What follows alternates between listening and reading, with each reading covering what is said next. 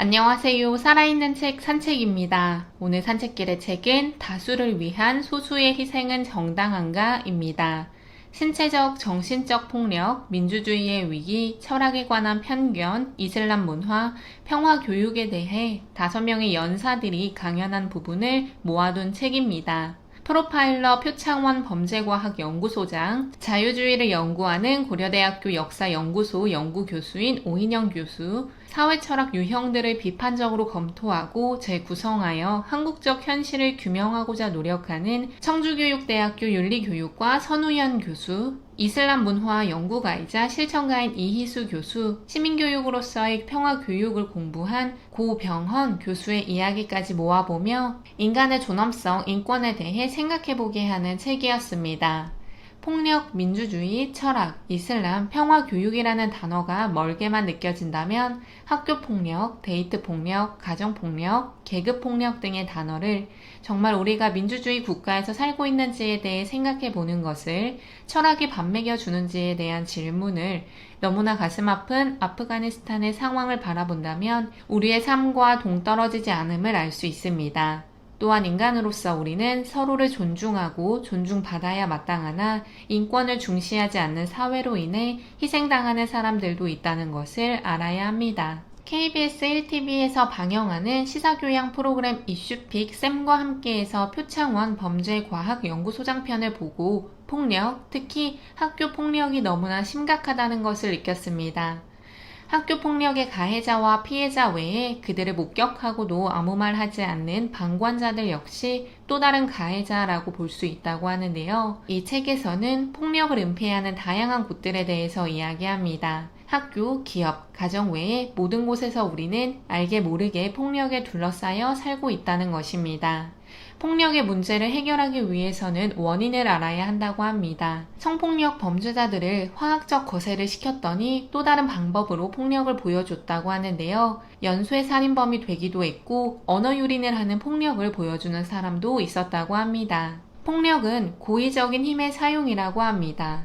또 고통을 받게 한다면 그 역시 폭력이라고도 합니다. 학교 폭력에서 가해자들이 하는 이야기 중 심심치 않게 장난이었어요 라고 하는 이야기가 피해자들을 생각하지 않고 하는 말이라고 볼 수 있습니다. 피해 학생의 입장에서 고통을 받았다면 그것은 폭력이 됩니다. 그리고 공포나 두려움과 같은 주관적이고 심리적인 효과를 느꼈다면 폭력이라고 합니다. 정리하면 폭력은 고의적인 힘의 사용으로 상대에게 물리적, 신체적인 결과는 물론 경제적, 심리적인 피해까지를 주는 것이라고 표창원 소장은 정의하고 있습니다.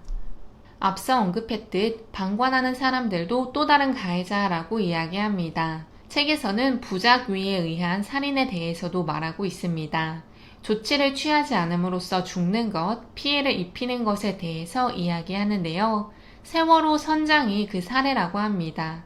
탈출 명령을 하지 않았기에 학생들이 죽었다는 것입니다. 또한 치매를 앓는 시어머니를 모시던 며느리가 파업을 해 할머니가 돌아가신다면 이 역시 폭력이라고 할 수 있다고 합니다. 이처럼 우리가 생각하는 직접적인 물리적, 신체적 폭력뿐 아니라 행하지 않음으로써도 폭력을 행사할 수 있다는 것을 우리는 알아야 하겠습니다. 오인영 교수가 이야기하는 민주주의의 위기는 구조주의 문학 이론가인 츠베탕 토도로프의 저서 민주주의 내부의 적과 경제학자 엘버트 허시먼의 보수는 어떻게 지배하는가 라는 두 권의 책을 기반으로 하고 있습니다. 토도로프는 민주주의의 구성 원리가 주권 재민, 개인의 자유, 진보라고 합니다. 국민에게 권력이 있다고 하지만 우리나라는 아직도 재벌 세습이니 세습 경영이니 봉건적 잔재가 남아있다고 합니다. 민주주의의 위기, 민주주의의 후퇴는 인간의 존엄이 퇴행하고 위험에 처했다는 것을 의미한다고 하는데요.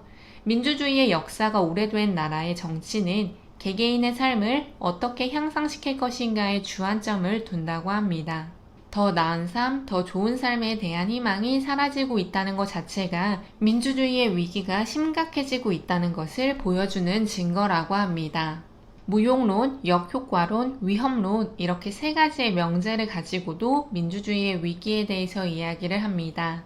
아무리 부당하다고 이야기해도 달라지지 않는다는 무용론으로 인해 사람들은 무력해지고 자기의 이야기를 하지 않는다고 합니다. 하지만 당연히 그러면 안 되는데요. 부당하면 부당하다고 이야기를 하고 행동해야 한다고 합니다. 또 바꾸려고 노력하면 더 나빠진다라고도 이야기하는데요. 탈무드의 이야기처럼 진리는 무거워서 젊은이들만 실어 나를 수 있다는 것을 우리는 생각해 보아야 합니다. 그러다 망한다 라고 하는 위험론도 이야기하고 있습니다. 저는 어차피 망할 거라면 해보고 망하는 것도 나쁘지 않겠다는 생각을 이 글을 읽으며 했습니다. 철학에 관한 이야기는 저도 다양한 책을 소개하면서 공유했습니다. 선우영 교수는 철학에 대한 편견을 없애고 철학을 바라봐야 한다고 이야기합니다. 철학이 밥 먹여주냐? 라는 질문은 아마 많은 사람들이 들어보지 않았을까 하는데요. 데카르트가 현실과는 동떨어진 철학자였다라고 하는 이야기를 반박하며 그 사람이 살았던 시대상을 바라보아야 한다고 합니다. 또한 철학에 관한 10가지 특성을 나열하고 있습니다.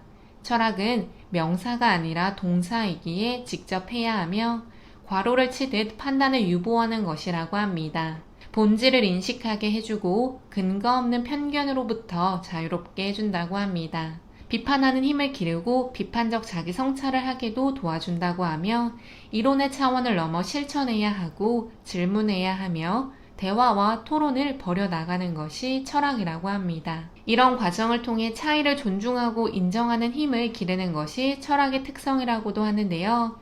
질문, 비판적 자기 성찰, 토론, 대화, 차이 존중, 인정이라는 단어는 우리에게 꼭 필요하다고 생각합니다. 그래서인지 저는 선우연 교수의 이야기를 적극 공감했습니다. 네 번째 이야기가 저에게는 가장 힘들었는데요. IS, 이슬람 문화, 이스라엘, 팔레스타인, 아프가니스탄, 4대 문명 등의 단어가 계속 나오는 장이었습니다. 읽고 제가 내린 결론부터 이야기하면 문화 우월주의가 아닌 문화 상대주의를 우리는 인정하고 존중해야 한다는 것입니다. 이희수 교수 역시 무비판적으로 혐오하는 것은 안 된다고 합니다. 우리나라 사람들이 가지는 고정관념, 단일 민족이라는 신화를 어쩌면 이제는 깨야 하는 시기라고 생각합니다. 다문화 가정이 늘어나고 같이 일하는 동료가 나와 같은 국적이 아니라고 해서 그들을 싫어하는 것은 당연히 안 됩니다.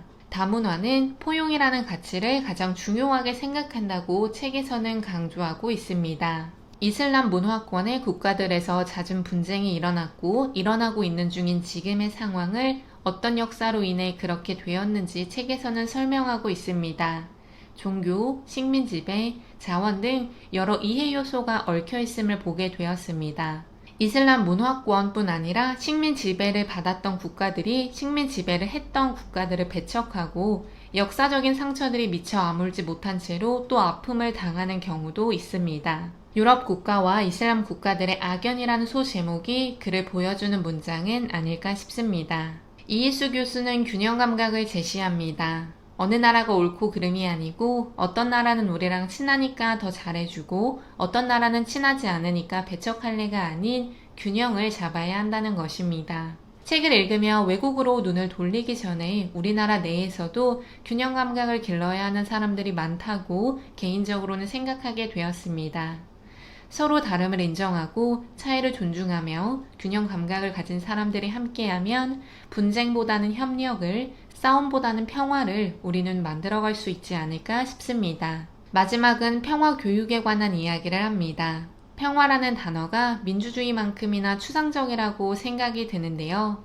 고병헌 교수는 평화라는 주제를 어떻게 가르칠 것인지에 초점을 두는 것이 아니라 어떻게 살 것인지로 초점을 맞췄다고 합니다. 예를 들어 시간 관리를 하는 강사라면 내가 시간 관리를 제대로 하지 못하는 상황에서 시간 관리는 일방적인 교육이 될 수밖에 없습니다. 하지만 시간 관리를 직접 내가 잘하는 모습을 보여준다면 그는 자연스러운 교육이 된다는 것입니다.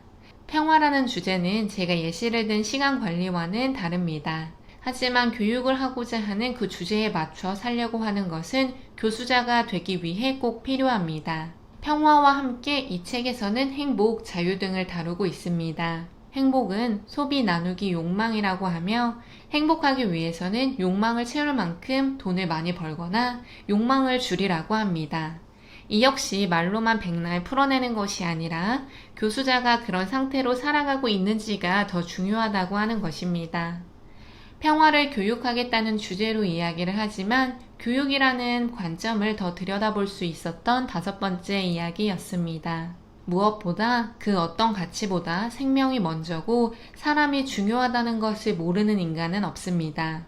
하지만 뉴스를 보고 우리 주위를 보면 가장 기본적인 가치를 모르는 무지한 인간이 생각보다 많다고 보여집니다. 어디서부터 잘못된 것인지는 모르겠지만 어떻게 잡아가야 할지도 모를 테지만 책에서 나온 것처럼 부당한 것을 부당하다고 이야기하고 무조건 배척이 아닌 차이를 인정하고 대화하려고 노력하면 안 된다고 포기하는 것이 아니라 바꾸려고 노력하는 시도들이 모인다면 더 나은 삶, 더 행복한 삶을 개개인이 누릴 수 있는 시대가 올 것이라고 생각합니다. 오늘 산책길의 책은 다수를 위한 소수의 희생은 정당한가 였습니다. 감사합니다.